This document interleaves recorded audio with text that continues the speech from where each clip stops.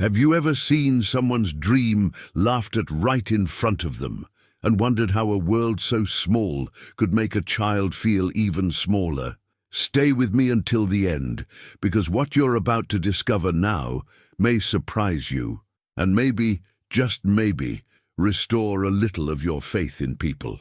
It happened in a forgotten corner of America, the kind of place where time feels stuck, cracked sidewalks, peeling paint, the smell of oil and dust hanging in the air. On that street, beside a rusted tricycle and a mailbox that hadn't seen a letter in years, lived a boy named Ethan Miller.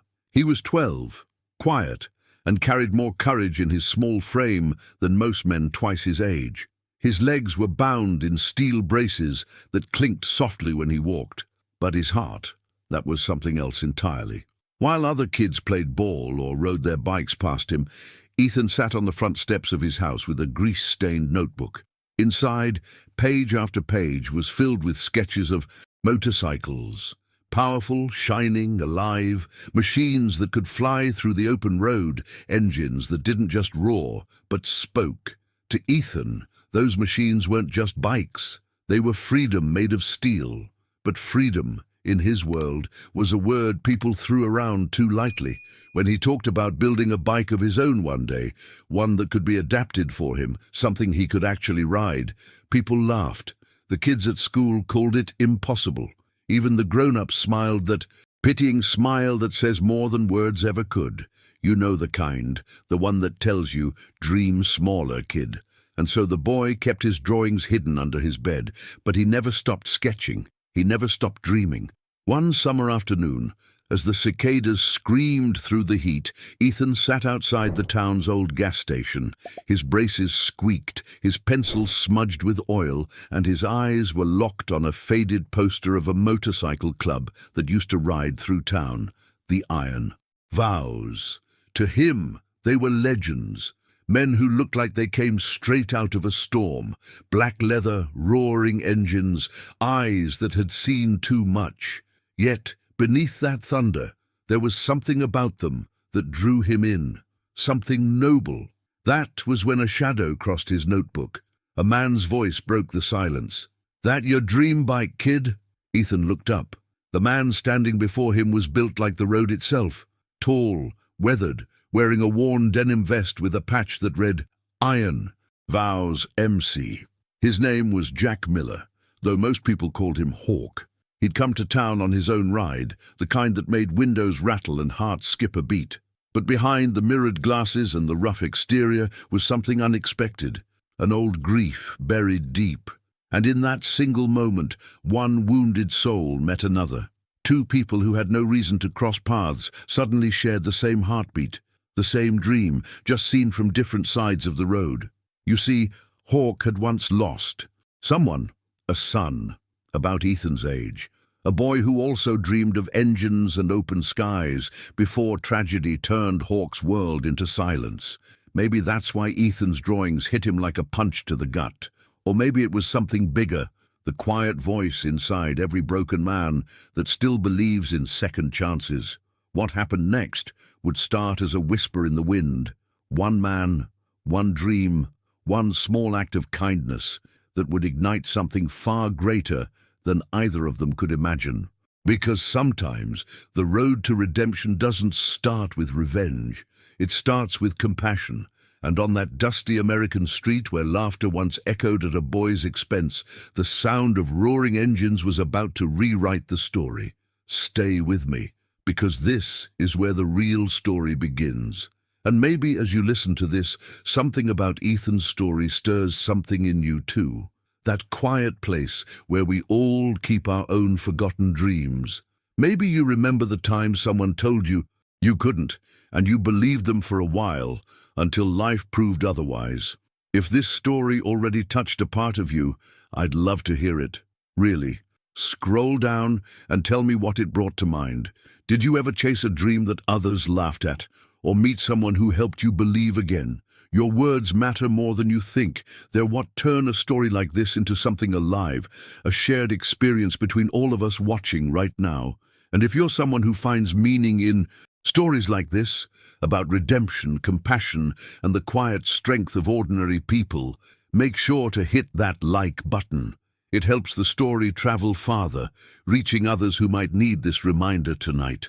The simple act of liking and commenting tells the algorithm, this kind of goodness still matters. Maybe you've just found this channel by chance. Maybe it's not by chance at all. If you want to walk further down this road with me, to keep exploring stories where pain turns into purpose, where the tough find tenderness again, then go ahead and subscribe. That one small click means you'll be here the next time we uncover another hidden act of humanity. Because these stories aren't just told, they're carried forward by people like you, who still believe in the light behind the darkness. Now, let's go back to that dusty street. Engines are warming up, and what's about to happen next will change everything. The town wasn't cruel in the way cities can be. Sharp, loud, and obvious? No, its cruelty was quieter, disguised in politeness and routines that never changed, the kind of place where people waved from their porches but never really saw you, where everyone knew your name, your parents, your past, and your limitations, especially those. For Ethan Miller, every street corner was a reminder of what he wasn't supposed to become. The grocery clerk called him Champ, in that syrupy tone that made his skin crawl. The kids at school whispered, "There goes Robot." Legs, when his braces clinked down the hall. They didn't mean to be monsters. They were just reflections of the world they'd been taught, a world that smiles at courage but laughs at dreams that don't fit the norm. His mother, Nancy, worked double shifts at the diner, the kind that smelled like burnt coffee and cheap hope. She'd say things like, "People don't always understand, honey. Doesn't mean you stop trying." But Ethan understood more than she thought. He could feel it, that invisible wall between him and everyone else.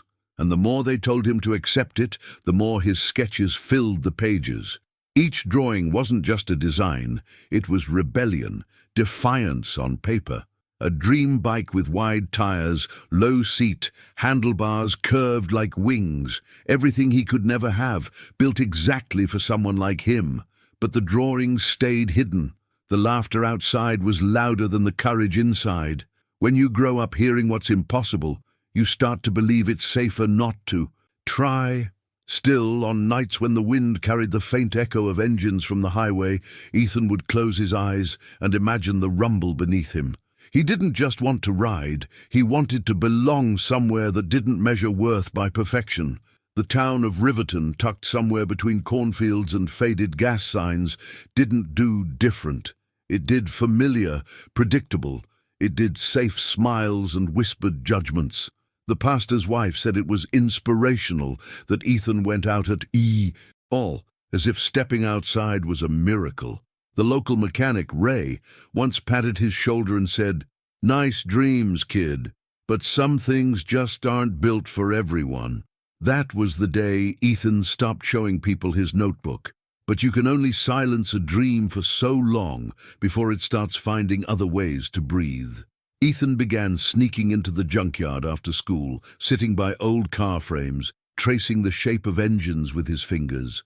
The scent of oil, rust, and possibility filled his lungs like oxygen. There was peace there, away from the stares, the sympathy, the constant reminder of what he couldn't do. Out there, surrounded by scraps, he felt closer to the man he wanted to become. And yet every day, the laughter found him. On the bus, in the cafeteria, in the hallways echoing with sneakers and slurs. "Hey, motorcycle boy, where's your bike?" someone would shout. He'd pretend not to hear. Another voice would add, "Maybe he's waiting for his mommy to build it." A chorus of giggles followed him like a storm he couldn't outrun. But storms don't last forever, and neither do small minds. Something inside him hardened that year, not into bitterness, but into quiet resolve. One evening, sitting under the flickering porch light, Ethan spoke into the air like a promise. "One day, I'll have it. My own bike. My way." His mother overheard, wiping her hands on a towel. She didn't interrupt, just watched from the doorway, tears threatening to fall. She'd seen that. Look before, in his father's eyes, before the accident took him away, determination mixed with something dangerous, belief. Meanwhile, in the background of this small-town story, life moved with the same rhythm it always had. Church on Sundays, football on Fridays, and gossip, the unofficial currency of Riverton, traded daily. The mention of Ethan's crazy dream became a running joke, a harmless story told over coffee. "That boy wants a motorcycle," they'd chuckle. "With those legs. Poor. In thing. No malice, just ignorance, the kind that wounds deeper because it hides behind kindness. But behind those whispers was a truth no one cared to see. Every time they laughed, Ethan grew stronger. Every time they doubted, he drew another design. Dreams, when cornered, evolve. They don't die, they transform. And transformation often begins in silence. That silence was about to be broken. It happened one humid Saturday when the town hosted its annual summer fair, a makeshift celebration of sameness. The Ferris wheel creaked, children ran with cotton candy, and the local motorcycle club, Iron Vows, parked their bikes along the main road. The engines gleamed under the sun like black thunder waiting to strike. Ethan stood at the edge of the crowd, his braces biting into his legs, watching as men in leather vests walked past. He didn't see the tattoos or the scars. He saw freedom, the kind that roared. And that's when the laughter came again. A group of boys from school noticed him, whispering, smirking. "Hey, Ethan," one of them called out. "You gonna join them?" Another chimed in. "Better start pedaling now." The words stung, but he didn't flinch. He just looked at the bikes, the chrome reflections dancing in his eyes, and whispered, "Someday." Unnoticed by most, one of the bikers caught the moment. Jack Hawk Miller, leaning against his Harley, took a long drag of his cigarette, watching the exchange. Something in the boy's expression stopped him cold. It wasn't the sadness, it was the fire beneath it. Hawk had seen that look before, years ago, in a hospital hallway, in the eyes of his son, who refused to give up, even as the machines beeped their final warnings. That memory, locked away for years, flickered back to life in a single glance. When the fair ended and the crowd dispersed, Hawk found himself still thinking about the boy. He didn't know his name yet, didn't know his story, but he knew pain when he saw it, and the strange kind of hope that hides beneath it, the kind that begs to be protected. Days passed, but fate has a way of circling back. Hawk saw him again at the gas station, sketching quietly beside the pumps, the same notebook open, his pencil dancing across the page. The biker approached slowly, his boots crunching gravel. "That your dream bike, kid?" he asked. Ethan froze, looking up at a man who seemed carved from the road itself. Leather vest, faded tattoos, a presence that could silence a room. For a moment, he hesitated, afraid of being mocked again. Then he nodded. "Yeah," he said softly. "One day I'll build it." Something about that answer, not the words, but the way he said them, caught Hawk off guard. There was no begging for approval, no hint of self-pity, just certainty. And in that certainty Hawk saw everything he'd lost: conviction, innocence, and the belief that good could still exist in a world that had taken too much. He crouched down, studying the drawing. It wasn't perfect. The proportions were off, the engine oversized, but it had soul. "You drew this?" Hawk asked. Ethan nodded again. "Yeah, it's not finished yet." "Good," Hawk said, straightening. "Neither are you." Then he walked back to his bike and rode off, the sound of the engine echoing through Ethan's chest like a heartbeat. That night, Hawk couldn't sleep. The boy's face haunted him, mixing with memories he'd buried deep. His son's laughter, the accident, the silence that followed. Redemption doesn't come in a flash. It comes in moments that won't leave you alone. And that's when a decision began to form, quiet but unstoppable. While the town slept, Hawk made a phone call. "We got a project," he told the brothers of Iron Vows. A special one. They didn't ask questions at first. They'd learned long ago that when Hawk spoke in that tone, something real was coming, something that mattered. And so In the small town that had spent years laughing at a boy's dream, the sound of engines was about to mean something entirely different. Not arrogance, not rebellion, but compassion made of metal and willpower. What no one knew yet was that the laughter that once defined Riverton was soon to be drowned out by the roar of justice, friendship, and the kind of transformation that only happens when the strong decide to stand for the gentle. The first spark had been lit, and once a spark catches on the right kind of soul, there's no going back. The real journey, the one that would test faith, brotherhood, and the power of one small dream, was only just beginning. The night after Hawk saw the boy, the sound of his Harley echoed down the back roads that led to the Iron Vows Motorcycle Club. The place wasn't the kind of bar you found on tourist maps. It was built out of an old mechanic's garage on the edge of Cedar County, its windows covered in dust, and its walls lined with stories only the road could tell. The neon sign outside flickered with the word open, though everyone inside knew it wasn't a business. It was a sanctuary. For some, it was the only place they still felt alive. Inside, the air smelled of oil, leather, and the faint sweetness of whiskey. The men who filled the room looked like they'd been carved from asphalt. Scarred knuckles, heavy boots, eyes that carried the weight of miles. They weren't saints. They weren't villains either. They were something in between. The kind of men who had once been broken and had decided to rebuild themselves with metal and loyalty. Among them was Jack Hawk Miller, the leader and the unspoken heart of the group. Hawk sat at the end of the bar, his limp barely noticeable when he walked. Years ago, he'd been a soldier, then a biker, and somewhere in between, he'd lost more than just a son. He'd lost the belief that the world could still surprise him in a good way. He kept to himself most days, fixing bikes, organizing rides for charity, visiting VA hospitals without ever posting about it. The others respected him not because he demanded it, but because he earned it, through quiet actions and the kind of loyalty that doesn't need to be shouted. That night the club was buzzing. The brothers talked over the music, laughing about old rides, near crashes, and the kind of trouble that time turns into nostalgia. Hawk nursed his drink, staring into it like he was trying to read the past in the amber reflection. Then, like a shift in the wind, his thoughts went back to the boy, Ethan, the image of those leg braces under the V, harsh sunlight, the quiet determination in his eyes, the sketchbook balanced on his lap like it held his whole heart. Hawk's mind played the moment again. "That your dream bike, kid?" And the way Ethan had answered, "Yeah, one day I'll build it." That line wouldn't leave him, not because of the words, but because of the conviction behind them. He'd heard a lot of talk in his life, men bragging, promising, threatening, but it had been a long time since he'd heard someone believe in something that pure. He took a slow breath and muttered under his voice, "Damn kid's got more guts than half the people I've met." Across the room, Diesel, the club's mechanic, caught the words. A giant of a man with a beard that looked like it had survived a war of its own. Diesel raised an eyebrow. "You say something, Hawk?" Hawk shook his head, half smiling. "Just thinking.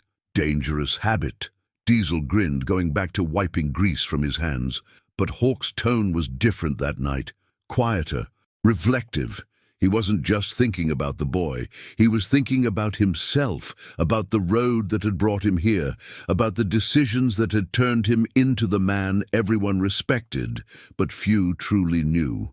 The Iron Vows weren't your typical biker gang. They had rules, old ones written in oil and loyalty. No dealing, no dirty money, no turning your back on a brother. They were veterans, ex-mechanics, lost men who'd found in each other what the world had taken away. Purpose. They rode not for chaos, but for clarity. Their rides to veteran homes, food drives, and rescue missions weren't about reputation. They were about redemption. It was a quiet rebellion against everything people assumed about men who looked like them. That contrast, the way the town mocked Ethan, while men like Hawk carried out acts of kindness no one ever saw, wasn't just irony. It was a hidden truth about the world. People love to label what they don't understand. To the town, Ethan was a boy who couldn't. To society, bikers like Hawk were men who shouldn't. And yet, both carried something extraordinary within, a stubborn refusal to give up on humanity. Later that evening, the room dimmed as the old jukebox switched to a blues track, and Hawk leaned back, lost in thought. Gunnar, one of the younger members, pulled up a stool beside him. "You've been quiet all night, boss. Something wrong?" Hawk looked up slowly. "You ever meet someone who reminds you of everything you forgot to believe in?" Gunnar smirked. "Can't say I have. Sounds like trouble." Hawk nodded, almost to himself. "Yeah, the good kind." He didn't explain further, but his mind replayed his past in fragments. His son's hospital bed, the sound of a heart monitor flatlining, the way the silence afterward had broken him. For years, Hawk had carried that guilt like an extra weight on every ride. He'd tried to outrun it, but grief isn't something you escape. It's something you learn to carry differently. Ethan, in some inexplicable way, had shifted that weight. For the first time in years, Hawk didn't feel haunted. He felt called. He thought about mindset, a word he used to hate because it sounded like something from a self-help book. But maybe it wasn't about mindset at all. Maybe it was about transformation, about deciding one day that your pain won't define you anymore, but guide you instead. That's what Ethan had done without even knowing it. A boy with nothing but imagination had reminded a grown man how to believe. Again. The following morning, the Iron Vows gathered for their usual Sunday breakfast. A long wooden table covered in pancakes, burnt coffee, and the sound of teasing. Hawk looked around at them. Men who'd been through war, addiction, heartbreak. Every one of them had fallen at some point. Everyone had risen. That was their real bond. Not the bikes, not the patches, but the shared decision to get back up. Diesel noticed the look on Hawk's face. "You're cooking something up, ain't you?" Hawk smirked. "Maybe. Is it the legal kind or the fun kind?" "Bit of both," Hawk said, his eyes narrowing slightly. The truth was, he'd made up his mind. The boy needed a bike. Not just any bike, his bike. Something that would fit him. Something that would tell the world he didn't need permission to dream. Hawk didn't know how yet, but the decision had already taken root. Some things in life don't need plans. They just need heart. That day, after breakfast, Hawk went into the workshop behind the clubhouse. Rows of motorcycle parts lined the walls like bones waiting to become something alive again. He ran his hand along a frame that had been collecting dust. "You'll do," he whispered. The sound of his voice in the silence felt like a promise. When Diesel walked in and saw him staring at the frame, he didn't ask why. He just grabbed a wrench and said, "So, what are we building?" Hawk turned to him. "Not sure yet, but it's gonna mean something." Behind the scenes, things began to shift.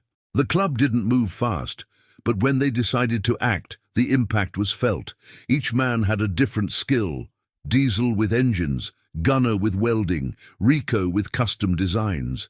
It wasn't charity they were building, it was purpose.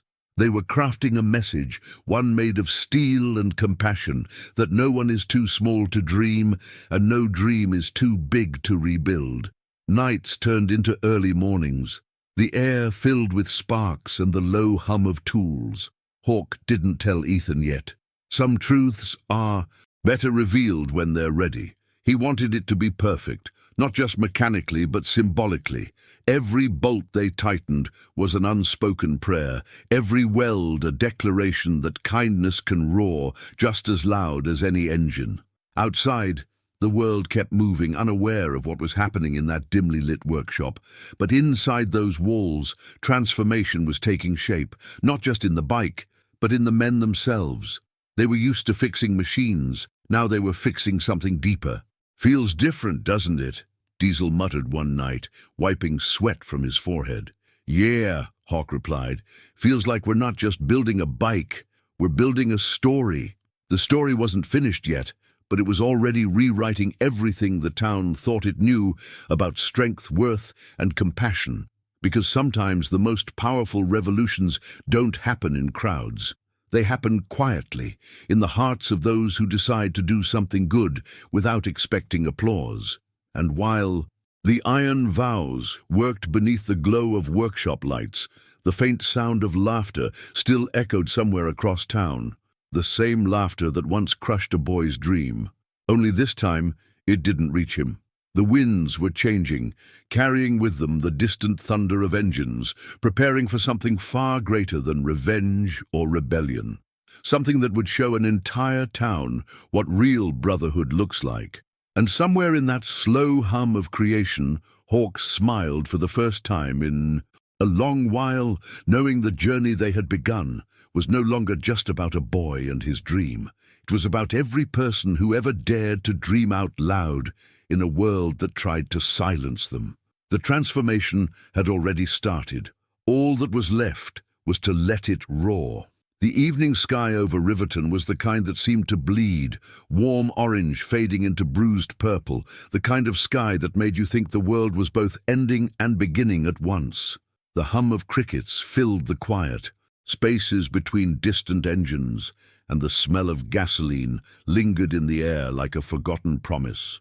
Hawk had been on the road for hours, his Harley carrying him through miles of thoughts he couldn't shake loose. He wasn't running from anything exactly, but he wasn't riding toward anything either. That kind of in-between space had become his home, where movement replaced purpose and noise replaced peace. He pulled into the small gas station just outside of town, the kind with a single, flickering bulb above the pump and a stray dog that guarded the place like it owned it. Hawk cut the engine and removed his helmet, letting the night air hit his face. For a few moments, he just stood there, stretching his stiff leg, the one that never fully healed after the crash years back. It ached more when he was near Riverton. Maybe because this was where his son used to talk about coming on rides with him. Maybe because some ghosts never stayed buried, no matter how far you rode. As the pump clicked into place, Hawk noticed movement across the road. A boy, thin, small, sitting on the curb near the old mechanic shop that had been shut down for years. The kid's jeans were too big, rolled at the cuffs, and a pair of metal braces hugged his legs like cold armor. He was hunched over something in his lap, completely absorbed, the dim light from the shop's dusty window reflecting off the page. Hawk squinted, trying to make sense of what he was doing. He crossed the street out of instinct, his boots crunching on gravel. When he got closer, he saw the boy's hand moving across a worn sketchbook, the pencil lines forming something mechanical, something alive. Hawk tilted his head, and his voice broke the silence. "That's your dream bike, kid." The boy startled slightly, then looked up. His eyes were cautious but not afraid. Clear blue, curious, and older than they should have been. "Yeah," he said softly, brushing the graphite dust off the paper. "One day, I'll ride it myself." The words hung in the air like they didn't want to leave. Hawk felt them hit something deep, something he hadn't touched in years. It wasn't just what the boy said, it was how he said it. That quiet certainty, that refusal to apologize for believing in something impossible. It was the same tone his son used to have when he'd say, "I'm going to ride with you, Dad. I'll be strong enough one day." And Hawk, every time, had told him, "You already are." He swallowed hard, looking at the drawing. It wasn't perfect, but it had soul. The lines were uneven, the proportions off, yet the design had intention, every part drawn like it meant something. "You built this in your head?" Hawk asked, crouching down to eye level. The boy nodded. "Yeah, I know it's not real yet, but I can see it." "Got a name?" Hawk asked. "Ethan," he said. "Ethan Miller." Hawk froze for a fraction of a second. Miller, same last name. Coincidence, maybe, but it was enough to make his pulse slow. "Good name," he said, and quietly. Then, glancing at the boy's braces, he added, "You ever been on a bike before?" Ethan shook his head. "No, Mom says it's too dangerous, but I like how they sound, like thunder that never stops." Hawk smiled faintly. "That's one way to put it." For a few seconds, neither of them spoke. The wind picked up, carrying the faint scent of rain.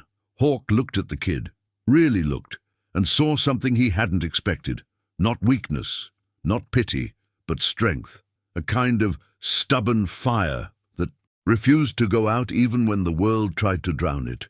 The boy wasn't dreaming of a bike because he wanted to escape. He was dreaming of it because it was his way of saying he still belonged in a world that often left him behind. Hawk felt that truth like a punch to the chest.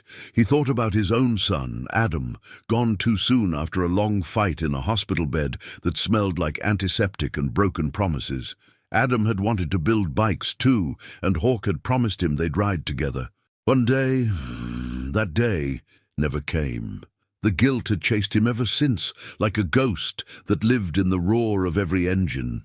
Ethan looked back down at his drawing and said quietly, almost to himself, "People laugh when I tell them.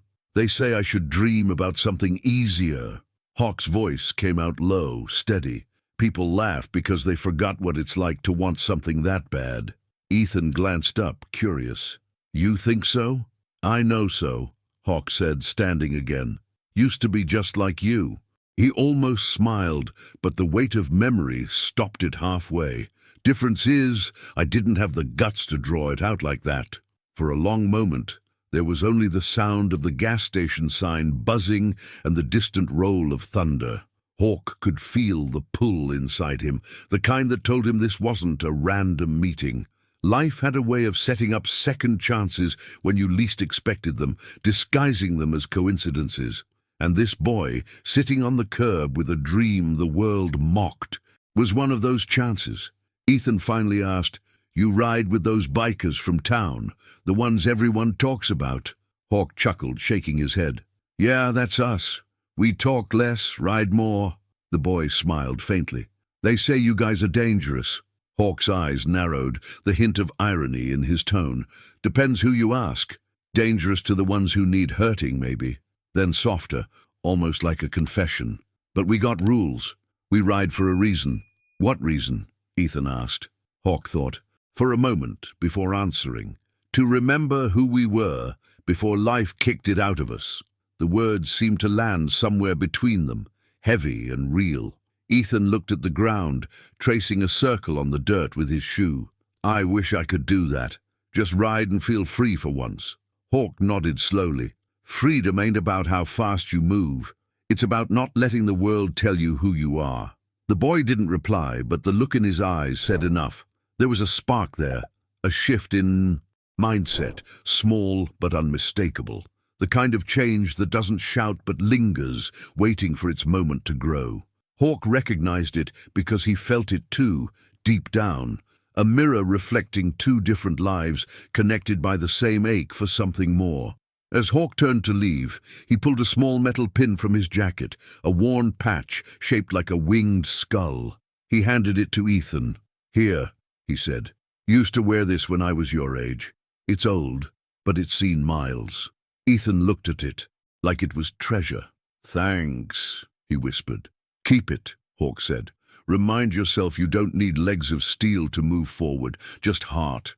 Then he walked back to his bike, started the engine, and for a moment the world filled with thunder again. But it wasn't just noise this time. It was a promise. As he rode off, Hawk checked the mirror. Ethan was still there on the curb, clutching the pin like it meant something sacred, the sketchbook open on his knees. That image stayed with Hawk long. After the town disappeared behind him, the kid's words, his courage, his quiet defiance, it all looped through Hawk's mind like an echo from another life. Somewhere between guilt and revelation, something shifted. The past no longer felt like a closed chapter. It felt like a bridge to something unfinished. He didn't realize it yet, but that short encounter had just rewritten the course of both their lives.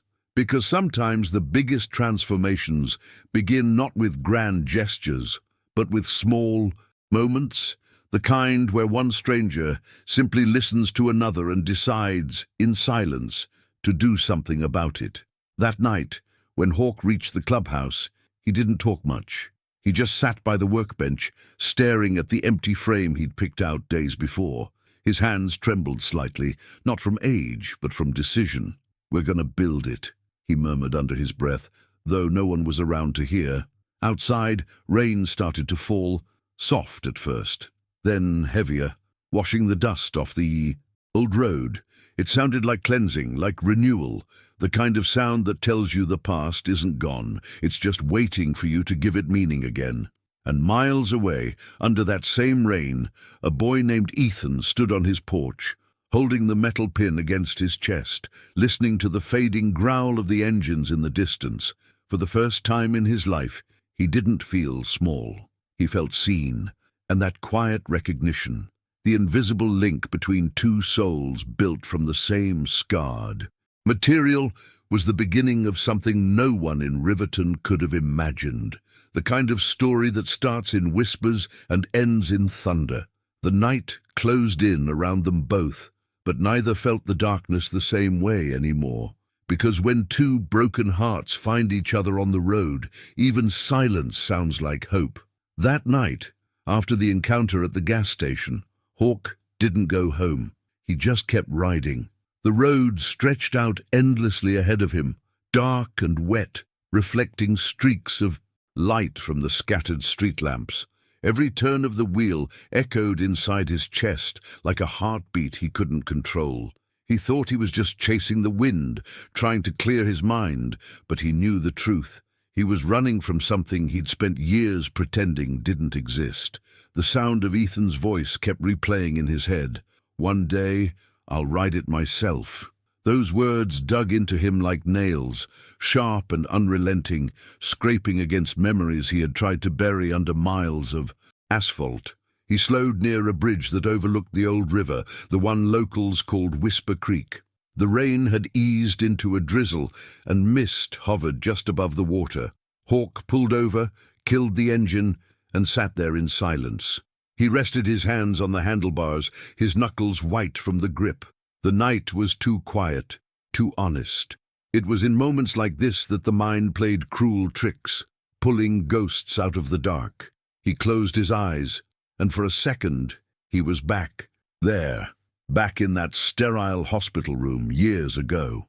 The walls were pale, the machines humming softly, and the smell of disinfectant burned his throat. His son, Adam, lay on the bed, small and fragile, but still smiling. The kid was born with a degenerative condition that weakened his muscles, the kind that slowly stole from you the things most people take for granted: running, climbing, breathing. But Adam never stopped talking about motorcycles. "When I get better, Dad," he'd say, "I want one. With black paint and silver flames. Not too loud, but fast enough so I can feel it." Hawk would laugh, pretending not to feel the knife in his chest. "We'll build it together," he'd reply, "soon as you're out of here." But soon never came. The day Adam died, Hawk didn't cry. Not at the hospital, not at the funeral, not even when he sold the bike they'd started building together. He just shut down. The world turned into noise and he drowned in it. Bar fights, long rides, endless miles of pretending the pain didn't matter, but the guilt had never really left him.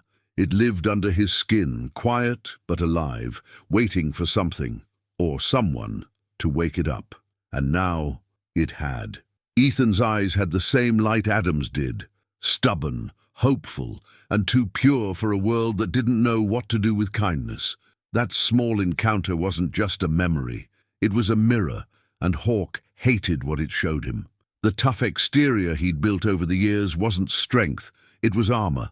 It kept the world out, but it also kept him from healing. He leaned back on the seat and muttered to himself, "Damn it, Adam. Kid's got your eyes." The sound of his own voice startled him. He hadn't said his son's name out loud in years. For a long while he just sat there, letting the rain fall harder, soaking through his jacket. It felt like the kind of punishment he deserved. But beneath the guilt, something else stirred. Something small, like a flicker of warmth he didn't recognize at first. It was the feeling of purpose, the kind he used to have before life turned bitter. Ethan's dream wasn't just his, it was Adam's too. A dream that had died once, buried beneath grief and silence. Maybe this was his chance to finish what they started, not for redemption, not to erase the past, but to make something right in a world that rarely gave second chances. When Hawk returned to the clubhouse that night, it was past midnight. The place was quiet except for the hum of the refrigerator and the ticking of a clock. On the wall, He hung his wet jacket and limped toward the back workshop, flipping on the light. The glow fell over steel frames, tools, and half-finished bikes. The air smelled like gasoline and metal, his kind of church. He sat at the old workbench and reached for a photograph tucked in the corner of the mirror. It was faded, the edges curled, but the image was clear enough. A young boy with brown hair, holding a wrench too big for his hands, grinning up at the camera. Hawk brushed a thumb across it and whispered, "I never built it, buddy. I should have built it." For the first time in years, his voice cracked. It wasn't grief anymore. It was something deeper, raw, regret mixed with revelation. Maybe the real tragedy wasn't that Adam died, but that Hawk stopped living the moment he did. He'd been stuck in neutral ever since, moving but never going anywhere. He grabbed a wrench from the table, turning it in his hand. "Maybe it's time," he murmured. "Maybe it's time to finish the damn thing." The next morning, the brothers of the Iron Vows noticed something different in him. He walked slower, but there was intent in his steps, like a man who had made a decision he didn't plan to explain. Diesel caught him staring at the corner of the shop, where an old frame had been sitting untouched for years. "What's on your mind, Hawk?" he asked, sipping his coffee. Hawk didn't answer right away. He just looked at the frame, then back at Diesel. "You ever feel like life gives you a second shot at something you screwed up the first time?" Diesel smirked. "Every damn day. Why?" Hawk nodded toward the frame. "Because I think I just got mine." Diesel raised an eyebrow. "We talking about a bike or a woman?" Hawk chuckled softly. "Neither. We're talking about a kid, and a promise I didn't keep." Diesel didn't push for details. He'd known Hawk long enough to understand that when his tone softened, something serious was brewing. "All right," he said, setting his mug down. "Tell me what you need." Hawk turned to him, the ghost of a smile forming. "Patience and parts." As the day went on, Hawk threw himself into work. But this time it was different. The clank of metal, the hiss of welding, all of it carried purpose. Every bolt he tightened, every spark that flew, felt like it was hammering through the wall he'd built around his heart. There was transformation happening here, and it wasn't just mechanical, it was emotional, a process of rebuilding not just a bike, but a man. In quiet moments, flashes of memory slipped in. Adam laughing as he dropped tools, the sound of his small hand tapping on Hawk's arm to get his attention, the way his eyes lit up when they talked about engines. "You know, Dad," Adam had once said, "when you fix something, you don't just make it work again. You make it mean something." Back then, Hawk had nodded, not realizing those words would come back years later like a haunting truth. As he worked, he found himself talking to the empty room. "You were right, kid. You always were." The wrench slipped in his hand, scraping his knuckles. He barely noticed the blood. Pain didn't bother him anymore, not the kind you could see anyway. The others watched from a distance. Rico whispered to Gunnar, "He's building something." "Yeah," Gunnar replied. "Looks more like he's trying to outrun something." But they were both wrong. Hawk wasn't running anymore. He was facing it. Piece by piece, bolt by bolt, he was confronting every decision, every moment of cowardice. Every time he'd chosen silence over healing. The workshop had become the place where his past and present collided, a behind-the-scenes look at redemption in progress. At night, when the others left, he stayed. Sometimes he'd talk to the picture of Adam pinned to the corkboard. "You'd have liked that kid," he'd say, meaning Ethan. "Got your spirit, got your fire. World's rough on kids like that, but he's tougher than he looks." Then, quieter, "I won't mess this one up." As days turned into weeks, the bike began to take shape. It was smaller, built for balance and adaptability, but with the same roar as any full-sized machine. Hawk poured every bit of himself into it, the grief, the guilt, and the flicker of hope he hadn't felt in years. There was an unspoken energy around him, something the brothers couldn't quite explain. It wasn't about charity.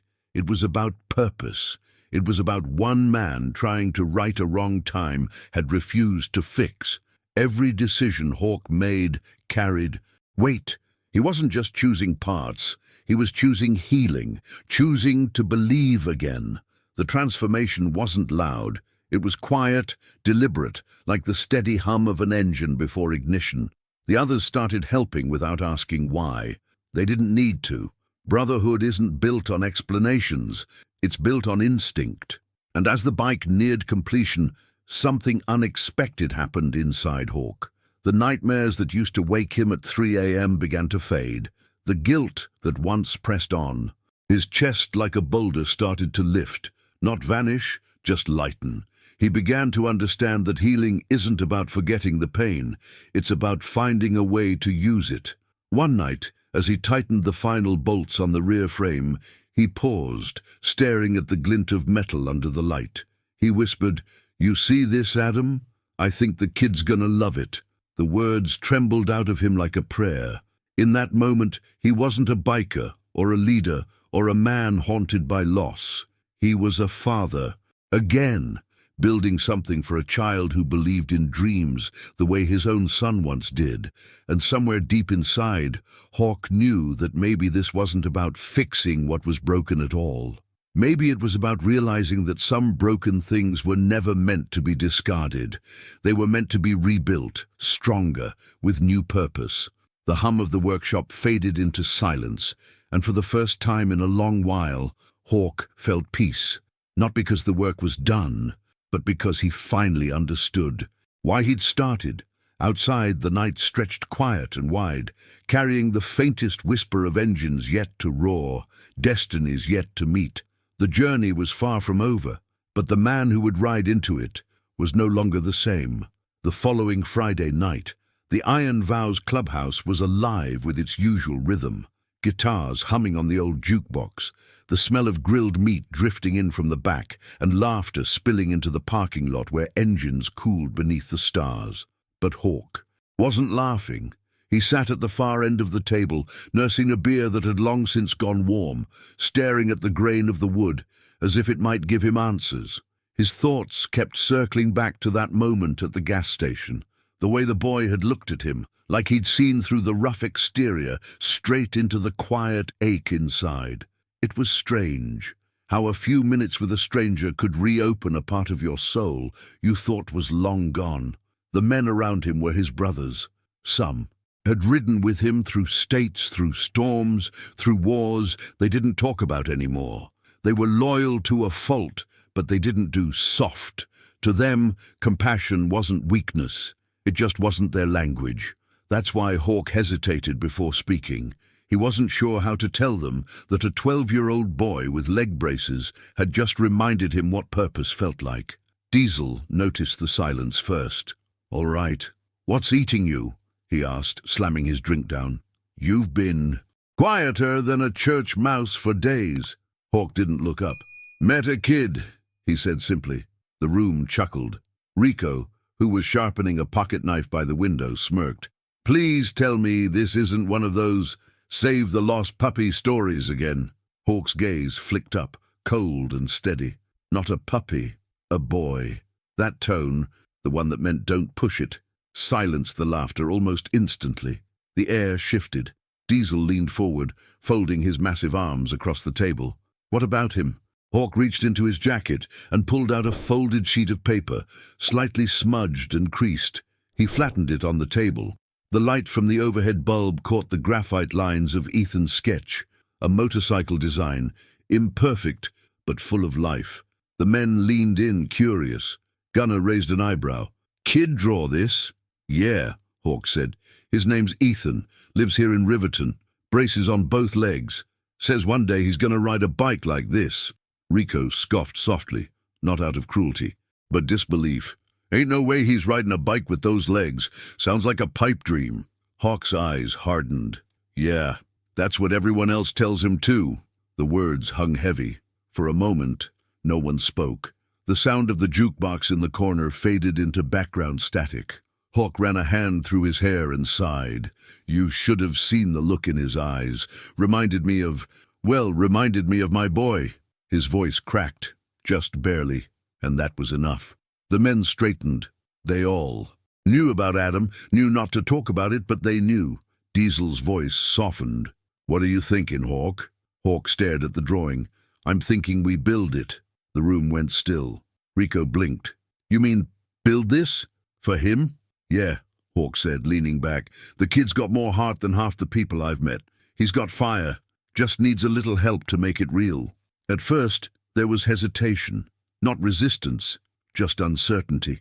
Gunnar rubbed his beard, muttering, "That's a hell of a job, boss. Building something like that, custom frame, modified pedals, we're talking weeks, maybe months." Hawk nodded. "I know." Rico frowned. "You planning to tell the kid?" "Not yet," Hawk replied. "Want to make sure it's worth showing." Diesel's deep voice broke through the murmurs. "Hell," he said finally, pushing his chair back. "If the kid's got the guts to dream it, we can damn sure build it." One by one, the others looked at him, then at Hawk, and nodded. It wasn't dramatic. No music, no applause. Just that unspoken agreement that happens when men who've seen too much pain recognize something worth fighting for. And just like that, the plan was born. Behind the laughter and the roar of engines, something bigger began taking shape. A purpose they hadn't felt in years. These were men who had once used their hands to destroy, now deciding to use them to create. It was more than building a bike. It was redemption forged in metal. Later that night, as the clubhouse emptied and the sound of engines faded into the distance, Hawk lingered by the workbench. Diesel joined him, rolling up his sleeves. "You really think the kid's gonna ride it?" Hawk didn't answer right away. He looked at the sketch again, tracing the uneven lines with his finger. "I think he already does, just not the way we see it." Diesel grunted, half smiling. "You're getting poetic on me now, old man." "Maybe," Hawk said, a faint grin tugging at his lips. "But some things deserve poetry." They started that night, cleared the bench, laid out the tools, and turned on the old radio that barely picked up a station. The workshop filled with the metallic rhythm of hammers, drills, and sparks flying against steel. The glow of the welding torch lit up the dark corners of the room, flickering like firelight around them. It wasn't just a bike they were building, it was belief, piece by piece, screw by screw. Word spread quietly among the brothers. Rico handled the electrical wiring. Gunnar worked on the paint design, and Diesel focused on the adaptive modifications. They argued, joked, cursed, but beneath it all was a shared sense of reverence. Each man had something personal buried in that project. Guilt, loss, memories they'd rather not name. The work became a kind of therapy, an unspoken confession between men who didn't know how to talk about feelings, but damn sure knew how to build something meaningful. "Feels different," Gunnar muttered one evening, wiping sweat from his brow. "Usually we're fixing something that's already broken. This time we're creating something from scratch." Hawk looked up from the welding torch, his face hidden behind the visor. "Yeah," he said through the static hum, "and maybe it's fixing us in the process." Days turned into nights. They worked between rides, between storms, between lives that the world had stopped paying attention to.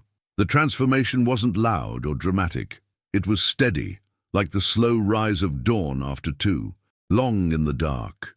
Behind-the-scenes moments filled those nights, laughter echoing off metal walls, Diesel cursing when a part didn't fit, Rico humming an old country song under his breath.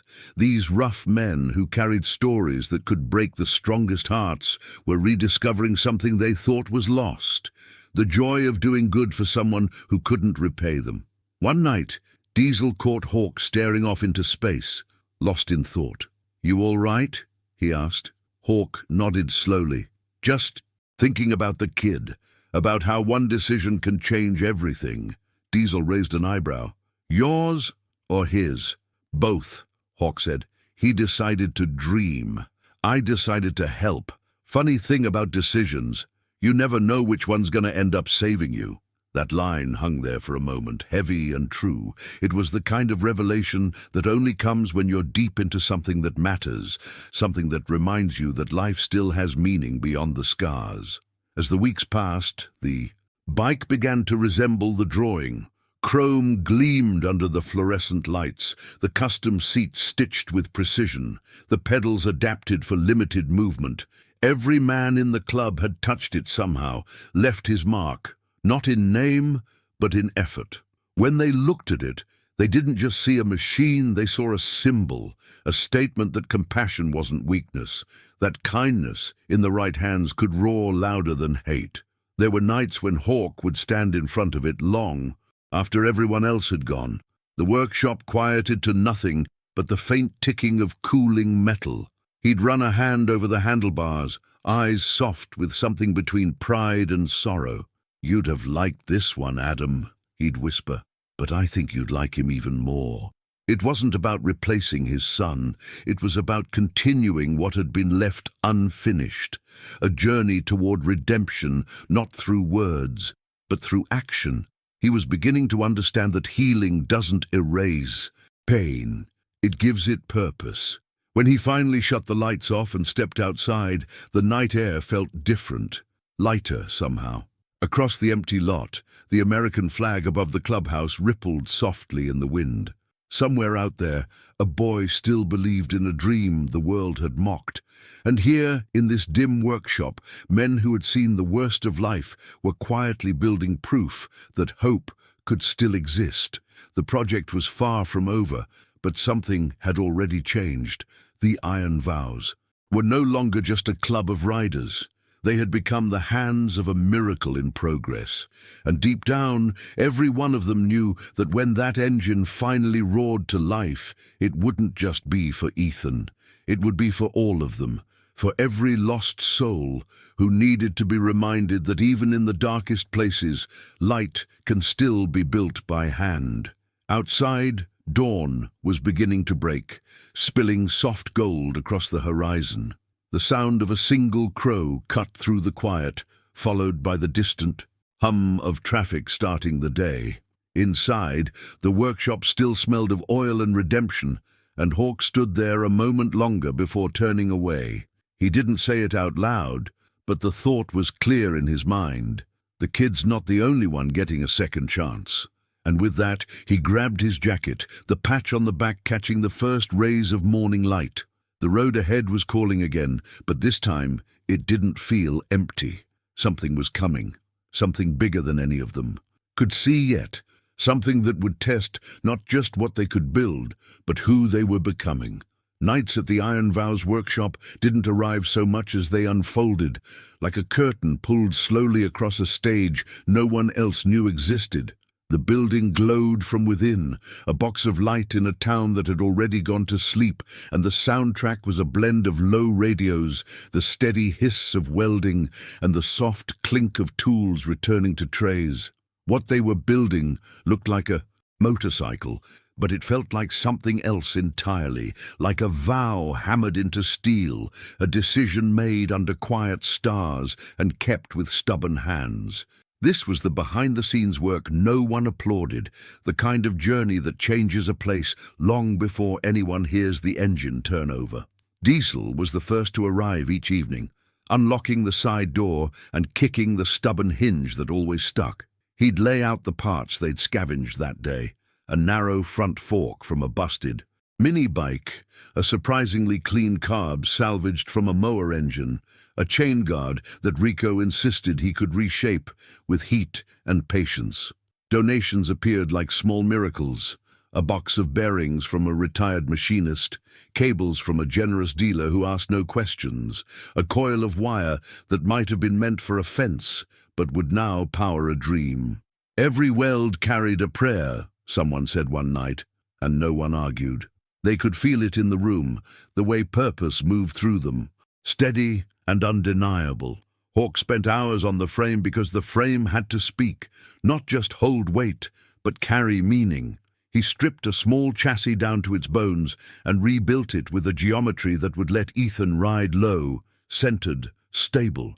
He cut and welded steel with the careful mindset of a surgeon, heat haloing around his gloves, sparks feathering onto the concrete like bright snow. When the joints cooled, he ran his fingers along them, feeling for weakness the eye might miss. Again, he'd mutter, grinding the seam back and laying a second bead, then a third, until the line shone like a silver scar that had learned to hold. Rico handled the electrics, coaxing patience out of wire. He mapped the harness in chalk on the floor, a luminous diagram that looked like veins. Heart's got to know where to send the blood, he joked, but the reverence in his voice betrayed the truth. This was delicate work, and the bike deserved delicacy. Gunner took the tank down to bare metal, smoothing out the dents, like he was erasing old arguments. "Metal remembers," he said once, and Hawk nodded without looking up. Everything remembered, every mistake, every loss, every kind thing someone never saw. Maybe that's why they worked until their hands cramped. They were teaching the metal something new to remember. The custom controls came next, and here the project shifted from generous to intimate. Diesel studied the measurements Hawk had taken from Ethan's braces, tracing lines on a cardboard until a pattern emerged. They needed a different posture, a different balance. The bike had to adapt to the boy, not the other way around. Adjustable footrests moved like quiet choreography, a heel lock system that could hold steady without strain, a linked braking design that allowed more control from the handlebars when the legs tired. "He won't have to apologize to it," Hawk said, tightening a bolt with just enough pressure to make it sing. A machine should never ask a kid to be something he isn't. It wasn't charity. It was craftsmanship with a conscience. Their rough hands created something beautiful because beauty, in the right light, looks a lot like dignity. The paint, when they finally decided on it, came in layers. A deep, almost black midnight blue undercoat and a ghosted silver along the curve of the tank. Flame not in shape but in spirit, the kind that whispers rather than shouts. Gunner airbrushed a small emblem near the cap, a winged pin, tiny and discreet, that only Ethan would recognize. Hidden truth, he called it. The good kind. Some nights the music got louder as the work grew heavy. Other nights it dipped to a hum so soft you could hear breathing. In those quiet stretches, the men talked without saying much. "Mount the rear shock 2 degrees forward," Rico would suggest, and Diesel would grunt his agreement. "Shift the seat an inch back," Hawk would add. "Let his centerline sit easy." These were decisions disguised as details, each one an act of respect. It wasn't enough for the bike to move. It had to move with him. Once, near midnight, Diesel caught Hawk standing by the door, staring into the parking lot like he expected something to materialize out of the darkness. "You dreaming with your eyes open again?" Diesel asked. Hawk smirked. "Just remembering," he said. "There's power in finishing what you start." He didn't say for whom. He didn't need to. The air had already learned to carry that name like a hush. The build went beyond parts. It grew a personality. The smaller frame promised agility. The gearing leaned toward torque rather than speed, a choice that spoke of care over bravado. The throttle response was tuned to be smooth, not jumpy, like a conversation that never talks over you. They tested the ergonomics with a mannequin at first, then with Gunner's nephew, then with Rico wearing weighted braces around his shins to feel the leverage points. "It wants to help," Rico said afterward. "That's what it feels." And behind the scenes, the town still ran on its old rhythm. Kids gathered at the diner, adults traded opinions like pocket change, and rumor circled back to the same safe judgments. But something unexpected had already happened. The impact of this work was changing the men who did it. They laughed more easily, argued more softly. Rico started bringing extra sandwiches. Gunner cleaned up the bench before leaving, not out of habit but because he didn't want tomorrow to inherit today's mess. Transformation, it turned out, could be measured by small courtesies. Kindness made their hands calmer. The bike, in turn, responded like it could tell the difference. "Try the pedal arm again," Diesel said, and Hawk adjusted the angle a fraction at a time, listening not to the metal, but to the idea it was supposed to serve. "He's not fighting it," Hawk noted when the geometry finally settled. "He's being carried." He pictured Ethan's face when he would see it, the way a dream becomes heavier. Right before it turns real. Some revelations arrive with trumpets, others arrive like a hand on your shoulder. This would be the second kind. Tools traced their rituals, sockets clicked home, the torque wrench whispered its delicate warning, the welder exhaled in blue. Sweat cut tracks through dust on Diesel's temple, and the smell of hot steel drifted up like an old hymn. Hawk wiped his palms on a rag and steadied the frame for Rico to run the line through the spine, careful not to nick the ear. "Insulation, if I do my job right," Rico murmured, half to himself. "No one will ever know I was here." Hawk answered without looking up. "They'll know. They'll hear it." When the engine arrived, a gift from a veteran across the county who claimed it had waited its whole life for a cause, Hawk opened it like a letter. He replaced the rings, seated the valves, and polished the head until it caught the light like a promise. There was nothing flashy in the spec, just a reliable heart tuned to be honest, trustworthy. He built the exhaust to breathe without shouting, a growl that would gather presence without demanding it. "Not too loud," Hawk said. "Let the boy be the loudest thing about this." Paint day came with the radio turned low, and the windows cracked to let the solvent breathe. Gunner moved around the tank as if circling a campfire, laying down coats that looked like night water. Diesel rolled the frame onto stands and stepped back, whistling low. "She's got a quiet kind of swagger," he said. "Like she knows a secret." Hawk nodded. "She does." He didn't say Ethan's name. He didn't have to. It lived in the work now, stitched into the seams. There were missteps, too, hours lost to a stubborn bracket that flexed under load, a chain alignment that fought them until Diesel threw the wrench, cussed the universe, and then apologized to the bike as if it had feelings. "You're right," he muttered, eyes softening as he took the measurement again. "You're right. We'll get it." Growth hid in those moments of correction, in the humility of changing course. Mindset was more than motivation posters. It was the daily choice to listen when metal told you the truth. When the wiring finally woke the lights, the headlamp cut a clean circle through the shop's dusk. Hawk flicked the switch, and the small amber blinkers answered in silent rhythm. It looked like the bike was breathing. Gunner tapped the tank twice with 2 knuckles, a habit inherited from no one he could name. "We see you," he said, barely audible. "We see you coming alive." They fitted the seat, a low, supportive shape with a discreet ridge to anchor the hips, and Hawk stitched a thin line across the back edge, a subtle arc that mirrored the curve of the tank. It wasn't necessary. That was the point. Beauty isn't what something needs, it's what it deserves. He ran his hand over the leather and pictured Ethan's hands there, knuckles pale with surprise, fingers testing the world he'd drawn in pencil now. Rendered in chrome and breath, tests began in secret. Late after midnight, with the door cracked and the lot empty, Diesel eased the bike down the ramp while Hawk walked alongside, listening for the hidden truth of a rattle or a complaint. The idle held like a steady pulse. First gear slipped in with a practiced nod. The clutch took kindly to Mercy. "She wants the road," Diesel said, and Hawk smiled. "She wants a rider." The decision to keep it quiet held. The brothers didn't hint, didn't gloat, didn't drop stories at the diner. It wasn't about spectacle, it was about impact. Let the noise come later. Now was for reverence. They were writing a letter in metal, one they would deliver in person and let the engines carry the signature. On the last week of the build, Hawk called for silence before dawn. He stood with his hands on the bars, head bowed, a posture that looked almost like prayer. "For the boy," he said, "for the ones we lost." Diesel swallowed hard. Rico nodded without meeting anyone's eyes. Gunner rubbed a thumb across the winged pin on the tank and exhaled like he'd been holding his breath for years. No one needed more words. The room understood. They tuned the carb with the kind of patience grief teaches. A quarter turn, another half. Listen, adjust.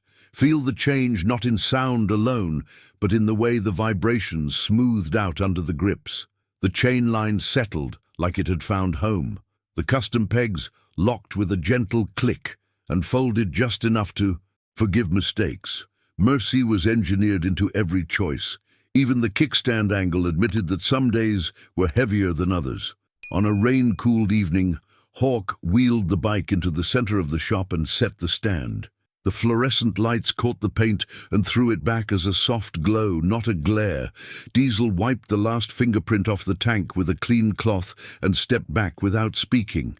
They all stood around it, men who looked like trouble, marveling at something made to be kind. The room held its breath. "Ready?" Diesel asked. Hawk placed his hand on the grip, then on the key. "He's ready," Hawk said and turned it. The engine coughed, considered, then caught. A low, warm rumble rolled out, not a roar, not yet, just a steady voice saying, "I'm here." The sound filled the workshop the way a sunrise fills a horizon. Not all at once, but with certainty. Rico laughed once, short and bright. Gunner looked down, blinking faster than usual. Diesel leaned forward, hands, braced on his knees, like a man listening for the first cry of a newborn. Hawk closed his eyes. "You hear that, Adam?" he whispered. "We finished it. We finally finished it." He didn't need an answer. The reply lived in the hum of the motor, in the heat rising off polished fins, in the way the throttle settled into a calm that felt like permission. This wasn't just a machine, it was a message. They shut it down after a few minutes, not out of fear, but respect. Silence returned like a friendly guest. Outside, the wind changed directions, and the flag over the door lifted and fell, as if practicing for something greater. In that hush, the men began moving with a new rhythm, packing tools, labeling parts, checking straps, counting helmets. The build had become a plan, and the plan had become a promise.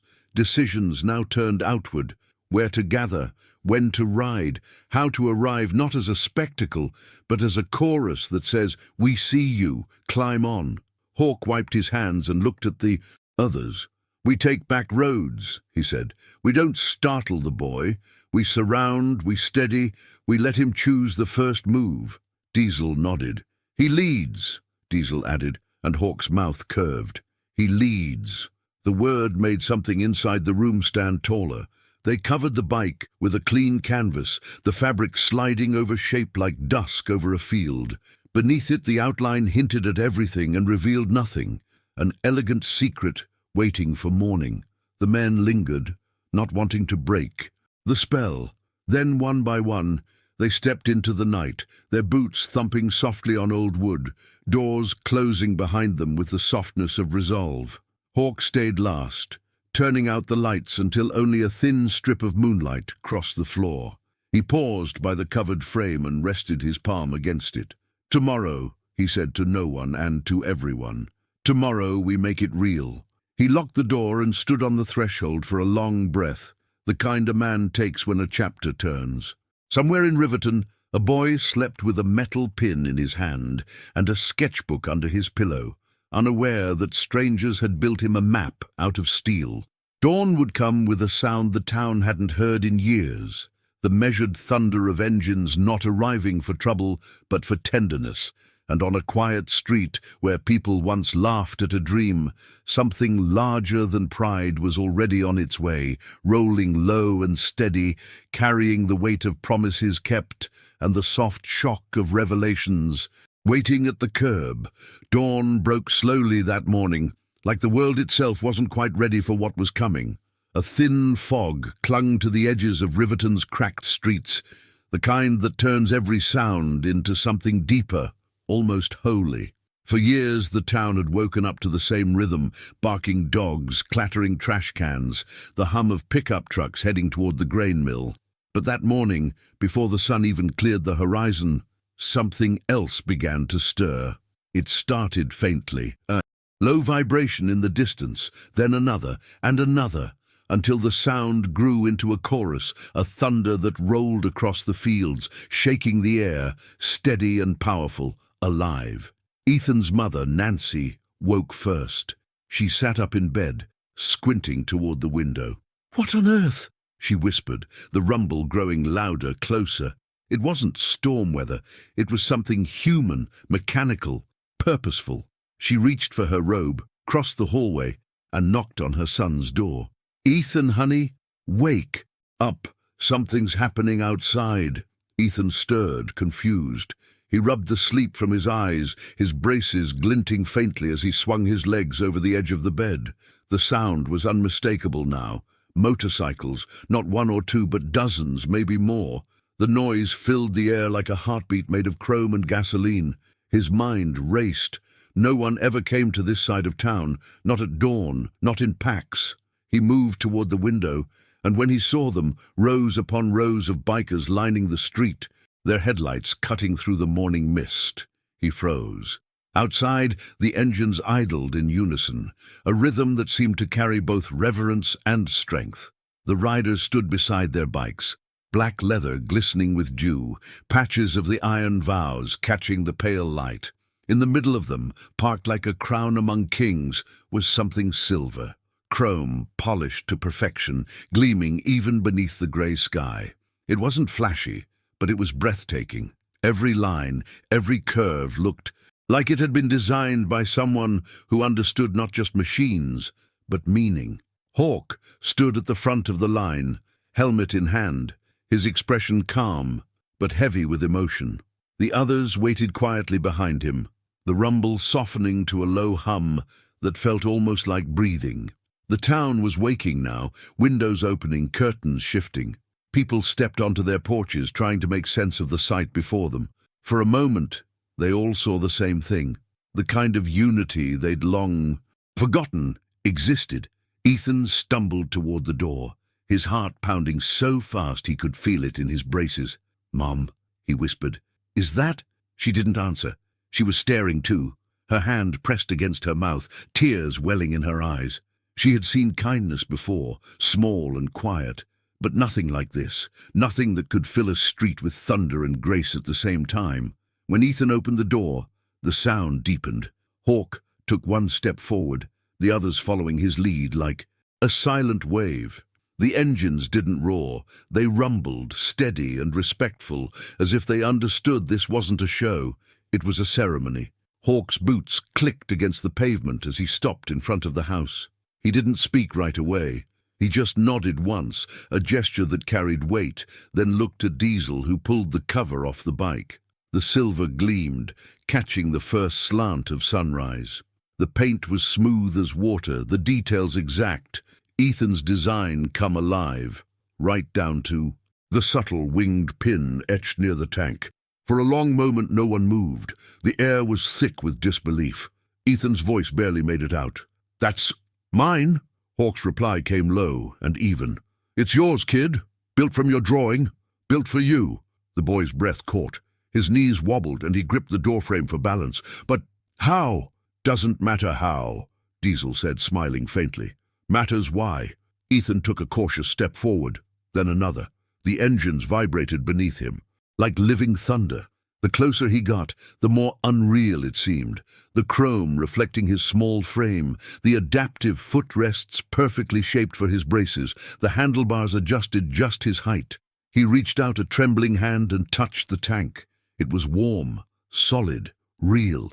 The dream that had lived on paper now stood before him, forged from hands that once knew only hardness, but had chosen tenderness instead. He tried to speak, but no words came.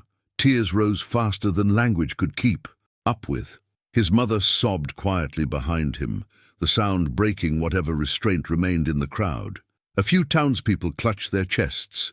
Others looked down, ashamed of the laughter they'd once shared at his expense. The irony wasn't lost on anyone.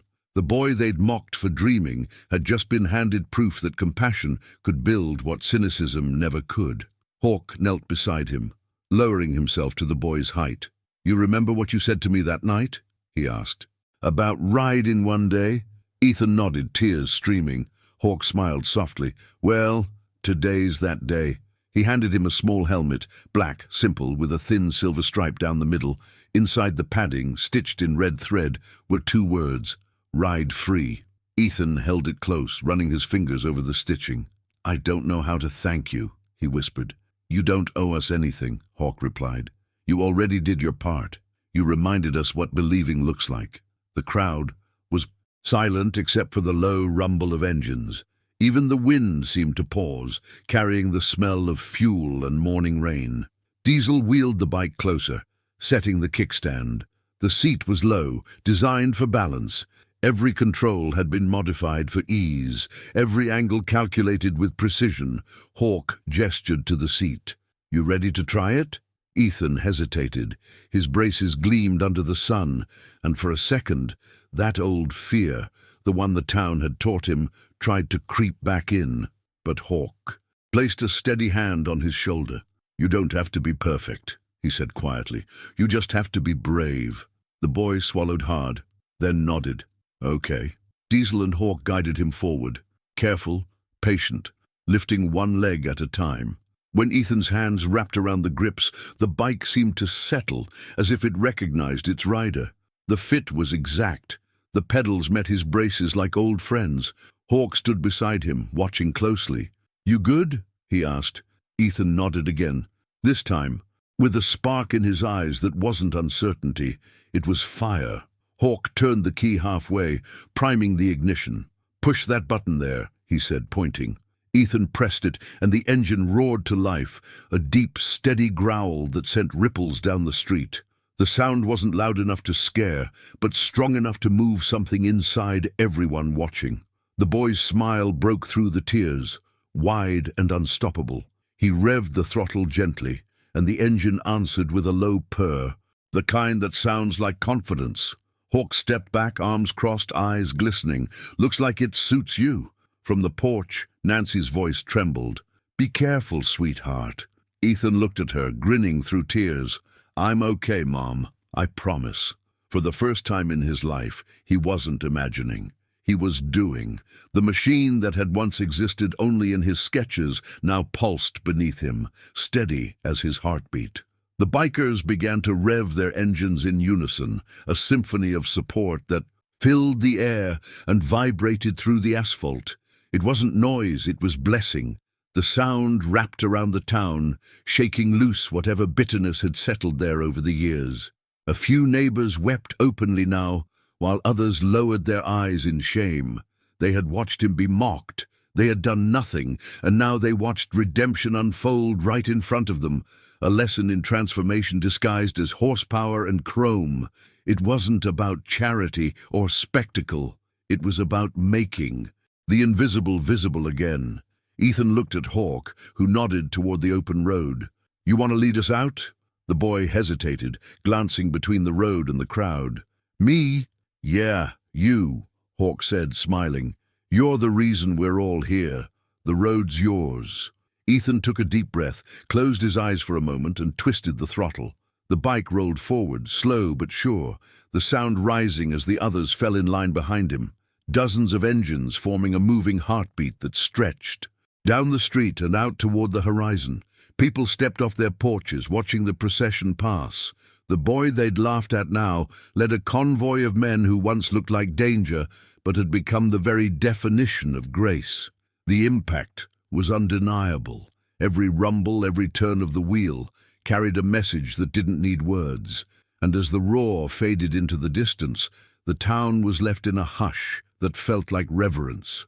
Nancy stood in the doorway, hands over her heart, tears falling. Freely now. For once, the world wasn't cruel. It was kind. Somewhere down the road, Hawk rode beside Ethan, glancing over to see the boy's smile framed by sunlight. "You hear that, kid?" Hawk called over the engines. "That's the sound of faith." Ethan laughed through the wind. "Sounds like thunder." Hawk nodded. "Yeah," he said, voice low and certain, "but this time, it's the good kind." The convoy rolled on, a trail of chrome and conviction cutting through the early light, leaving behind not just tire marks, but proof that compassion can roar, that belief can be built, and that sometimes the loudest kind of redemption arrives on two wheels.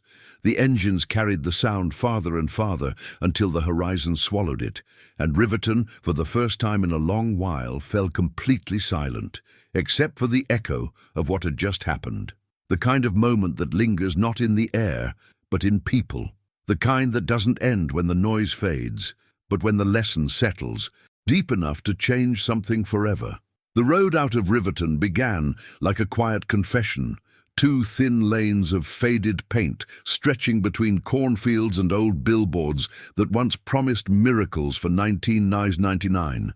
The morning air still held a chill, and the fog lifted in strands, as if the day itself were waking up slowly, curious about the sound that had just left town.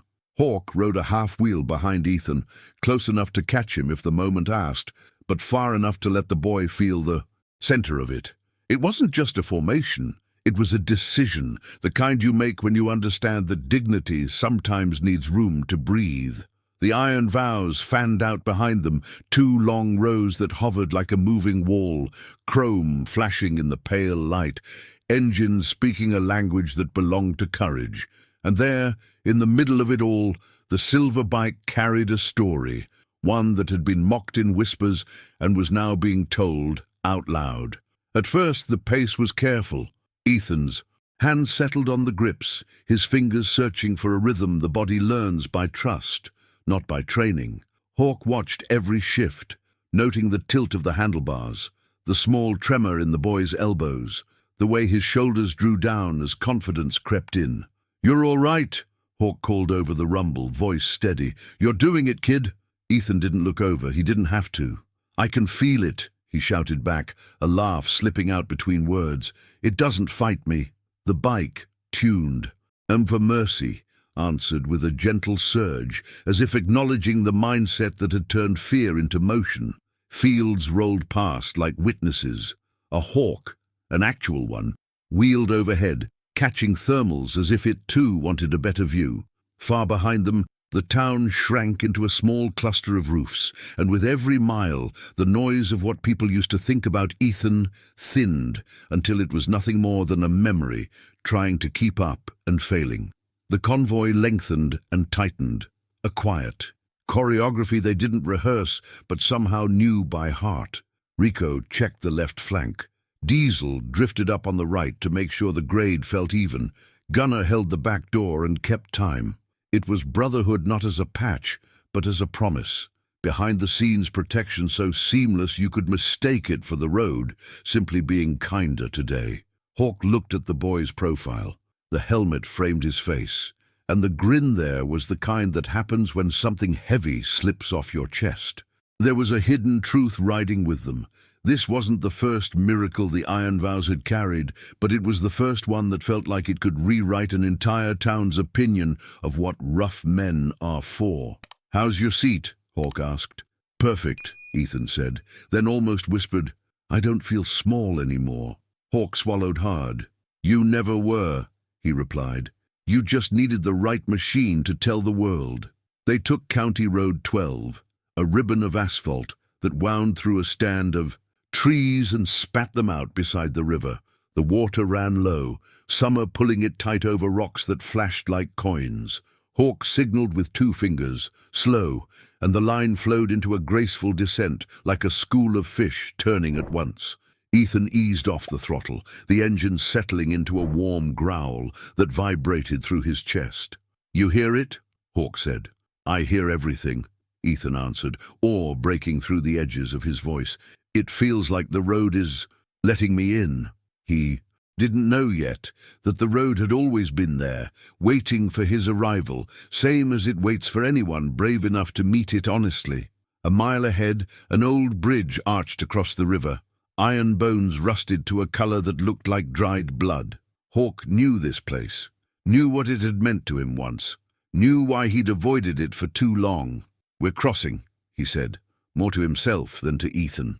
Diesel drifted up and caught his eye. Hawk nodded, and the big man nodded back. A private revelation passed between them. Today, the past would not be the loudest thing in the room. They climbed the approach, and the bridge flexed beneath them with the low metallic moan of age.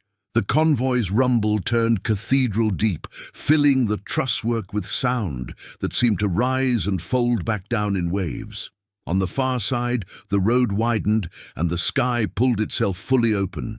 Ethan gave the throttle a gentle twist, and the bike responded like a faithful dog, eager but polite. "You're leading well," Hawk called. "Because you set me up to lead," Ethan replied. There was no brag in it, just truth. Something invisible had happened between them in the build, an exchange of weight, a recalibration. The hidden math of redemption is that when you give someone back their dignity, your own gets recalibrated too. Sometimes, Hawk said under his breath, words meant for the wind and the boy and the memory of a child who'd never crossed this bridge. You build one thing to heal another. They turned off the county road onto a gravel lane that led to a wide, flat space near the old grain silos. The surface would test balance without demanding it, and the open perimeter made it easy for the vows to fan out in a loose circle. Hawk raised his hand, and the formation blossomed, bikes drifting to stops like swans settling on a lake. Engines idled, filling the air with a steady pulse. The boy in the center breathed hard, alive in a way no gypsum gym wall could ever teach. "You good to take a few laps, kid?" Hawk asked. "Yeah," Ethan said, voice shaking with the adrenaline of a new kind of freedom. "I think I'm good." He swallowed, squared his shoulders, then in a voice that surprised even him, "Watch me." He rolled forward, tracing a slow arc.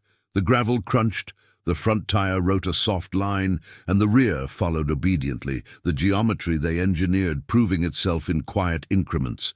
The circle widened, then tightened. Ethan experimented with the throttle.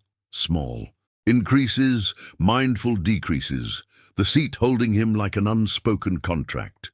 The bikers around him watched in a reverent hush, their eyes shining the way men's eyes do when they recognize courage that doesn't need to prove itself. Rico shook his head and muttered, "That's grace." And Diesel answered, "That's design, doing what it's supposed to." Hawk walked to the inside line and matched Ethan's pace on foot, hands low, ready if needed but staying out of the boy's way. "I can't believe it," Ethan said between breaths, laughter weaving into the words. "I can't believe it's me." Hawk smiled with the quiet pride of a man who has seen both failure and resurrection. "Look up," he said gently. "Let the horizon do some of the work."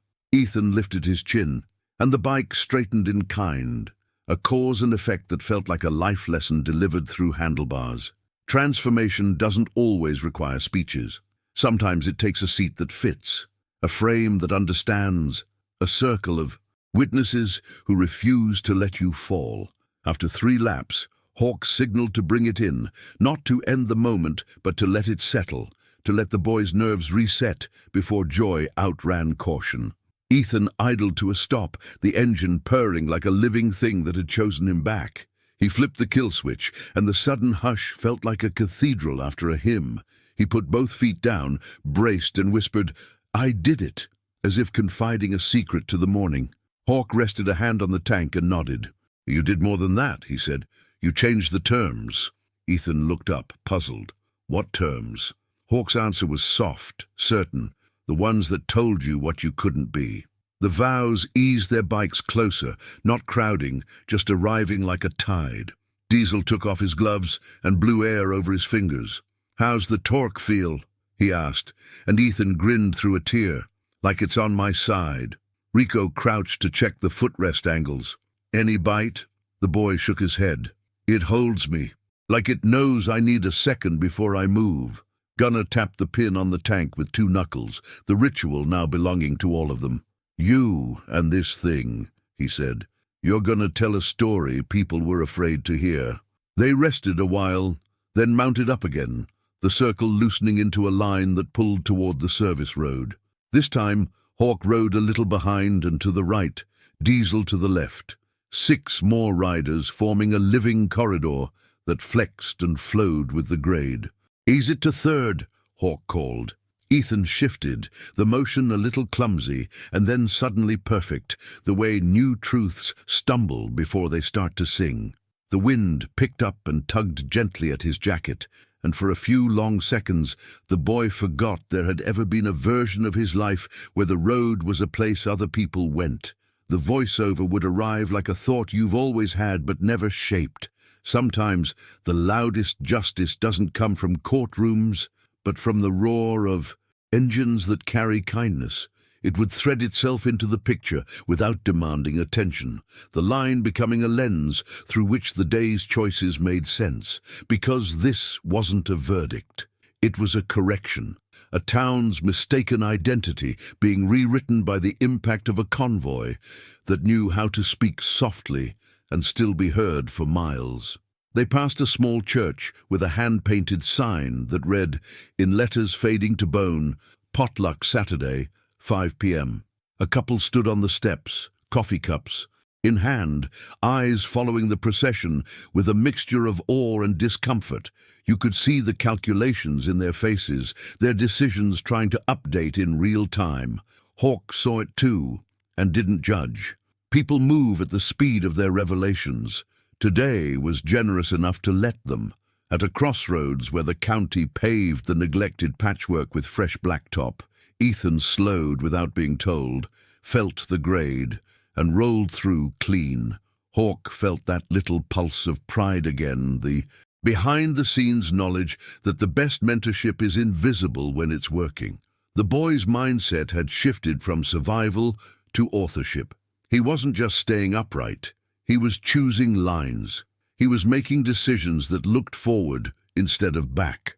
They cut toward an overlook that the locals ignored but the riders loved, a high sweep where the land fell away into a patchwork of fields and roofs and thin silver of the river. The Vows parked in a crescent and let the engines idle down to silence. Ethan left the bike on the stand and stood beside it, helmet still on as if removing it would break the spell. Hawk stepped close and lifted the strap with 2 fingers. "Breathe the air," he said. Ethan slid the helmet off and closed his eyes, inhaling like the scent itself could finish the work the ride had started. "I didn't know it felt like this," he said. Hawk answered, "It always did. Now it feels like this for you." For a while no one spoke. The wind carried the smell of cut hay and something sweet from a spruce line. And up there, the world arranged itself into a lesson so clean, even doubt had to admit it. This is what happens when belief gets tools. This is the impact of patience, welded to mercy. Ethan rested a hand on the tank without looking, like you do with someone you trust who's sitting next to you. And the gesture said more than words. Partnership. Nancy's car appeared on the road below, a blue sedan that had outlived its first life and accepted a second. With good grace. She pulled into the overlook, parked a little crooked, and stepped out with a hand pressed to her chest. Tears had dried to salt on her face, but the smile there was a quiet triumph. "You look different," she told her son, voice trembling. "You stand like your father did when he forgot to be afraid." Ethan laughed lightly. "Mom," he said, "feel this." He guided her fingers to the tank. She gasped. "It's warm," she said. "It's alive." And he nodded. "So am I." Hawk drifted back, giving them space, and found Diesel leaning on the rail. "We did all right," Diesel said, not bragging, just naming it. Hawk nodded. "We did what was necessary." Diesel followed the boy with his eyes. "Funny how necessity looks like grace from this distance." Hawk didn't answer.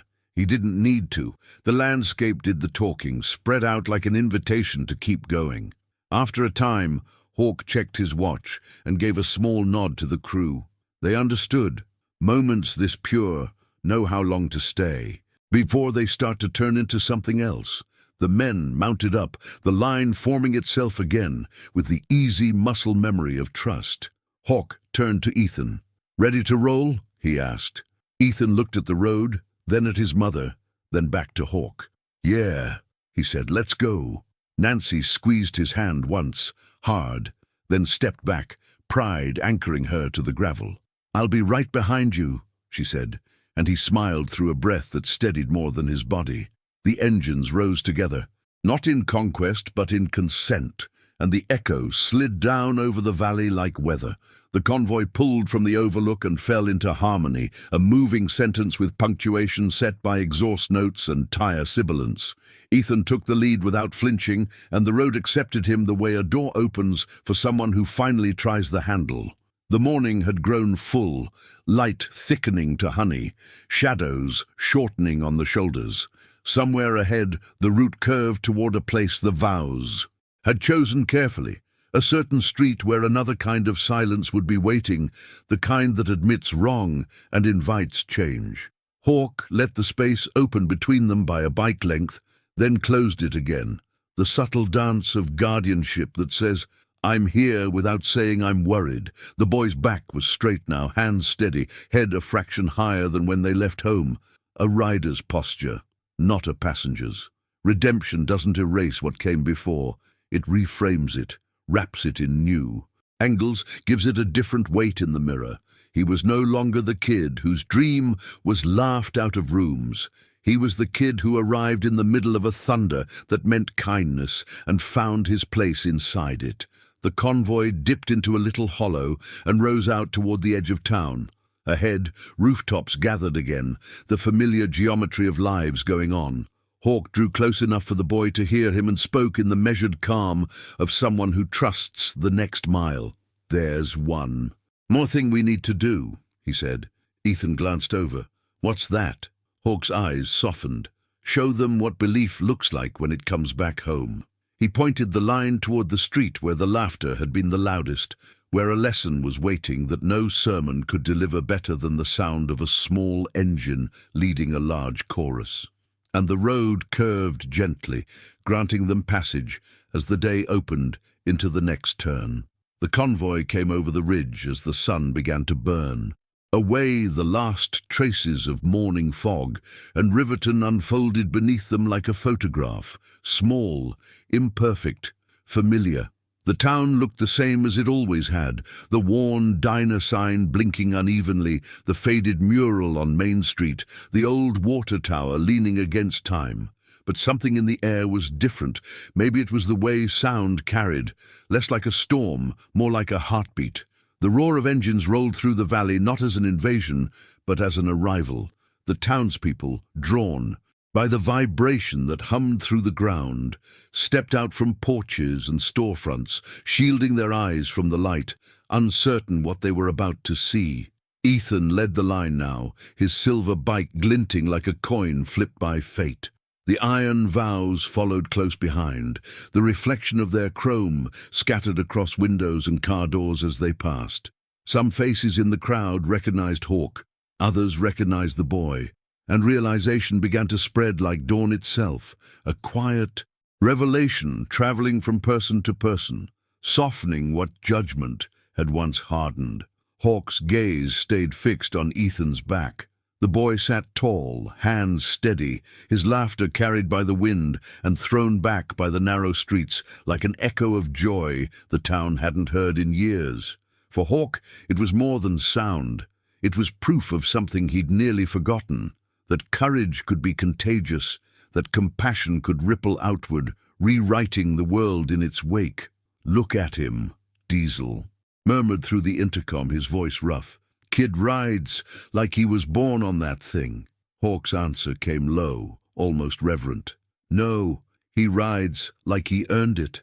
They turned onto Main, where the laughter used to be cruel. Now it was gone, replaced by awe, by the kind of silence that asks for forgiveness without speaking it out loud. The bike glided past the corner where Ethan had once been shoved, past the gas station where Hawk had first seen him sketching dreams on paper, past the school, whose gates had witnessed mockery dressed as normalcy.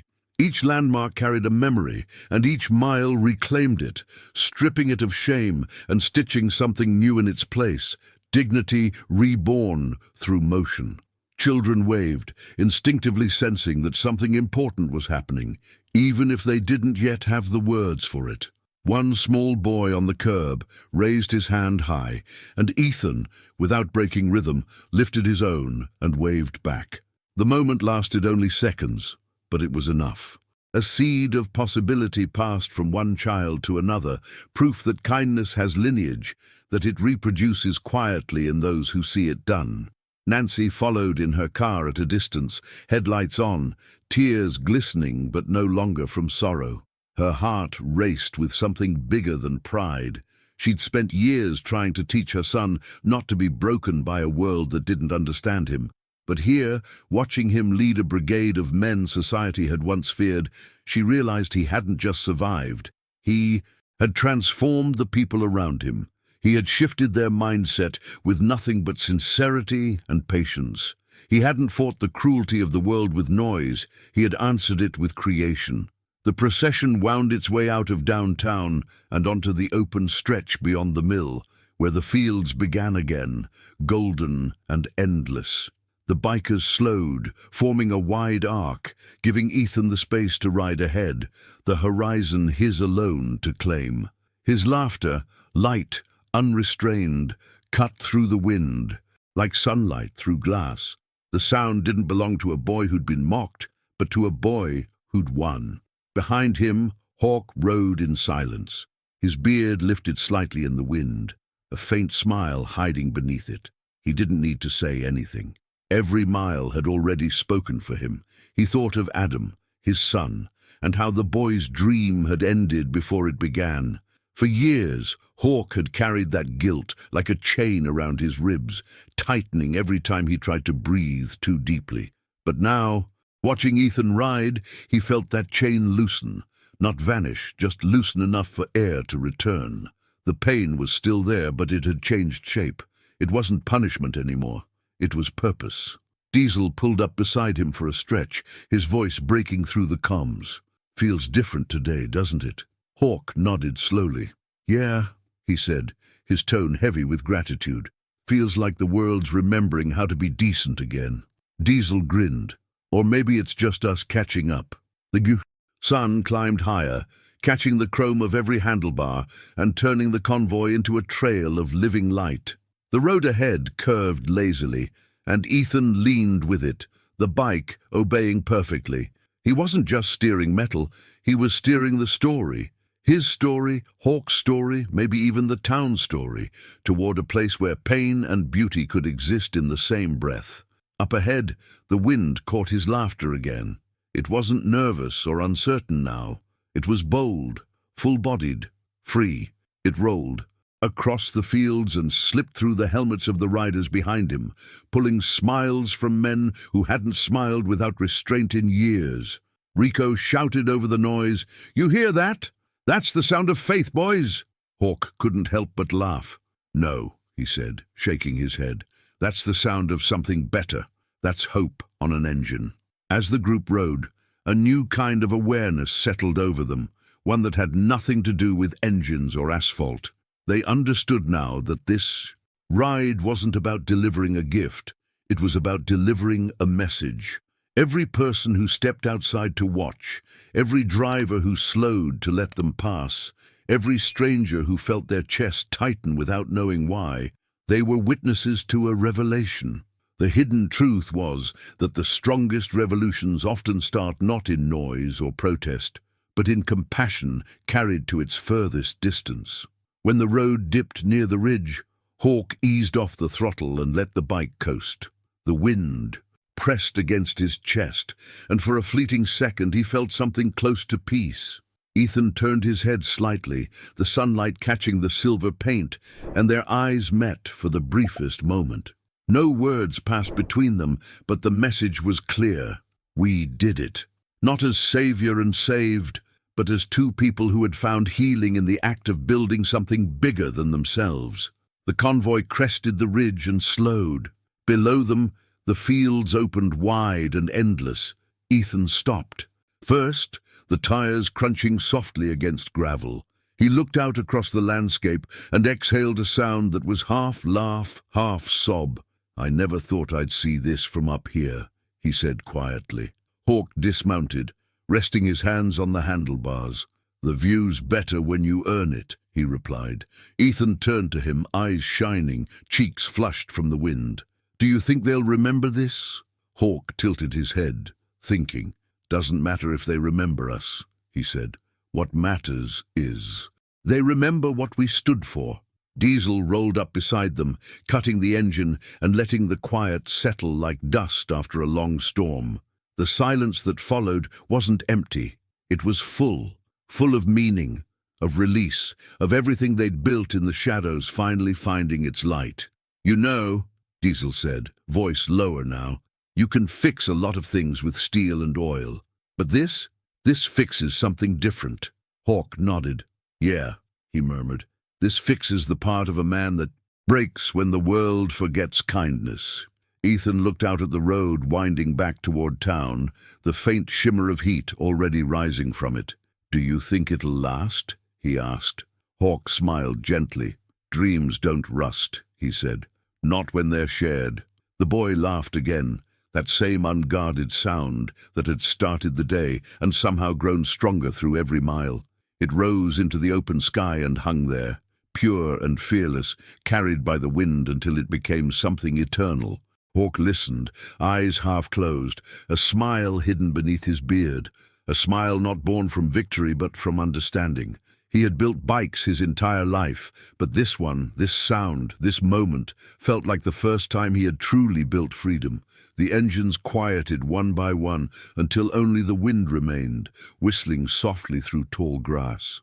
Hawk looked at the horizon where the road disappeared into light and felt a weight lift that he hadn't realized he'd still been carrying. Redemption had never been about forgetting the pain. It had always been about what you chose to build after. The voiceover would come here, low and measured, carried like a thought too heavy to keep inside. The world may break our bodies but never our dreams, not when others choose to build them back. The image would linger on Ethan, standing by his bike with the wind playing through his hair, the sunlight painting gold across his shoulders, and Hawk just behind him, a guardian who had learned that strength isn't in what you protect, it's in what you rebuild. The moment would hold long enough for the message to breathe, to root itself somewhere deep in the viewer's own memories of struggle and grace. And then, after that pause, just before the screen faded to the next chapter, the voice would return, softer now, more like an invitation than an ending. "There's a video right here that continues this kind of story. Come ride with me there. And if you made it all the way here, maybe that means..." Something in this story stayed with you. Maybe it reminded you of someone who once believed in you when no one else did, or of a moment when kindness showed up wearing unexpected colors. If it did, tell me about it in the comments. I read everyone, and those stories are what keep this space alive. If you felt the pulse of this journey, the sound of change, the weight of hope, tap the like button. It helps the channel reach more people who might need a reminder that compassion still roars louder than cruelty. And if you want to keep walking this road with me, where every story reveals a bit more about strength, second chances, and the hidden good in this world, hit subscribe. That way, you'll always be here when the next one begins. There's a video right here that continues this kind of story. Go ahead, click and ride with me there. The road's still open.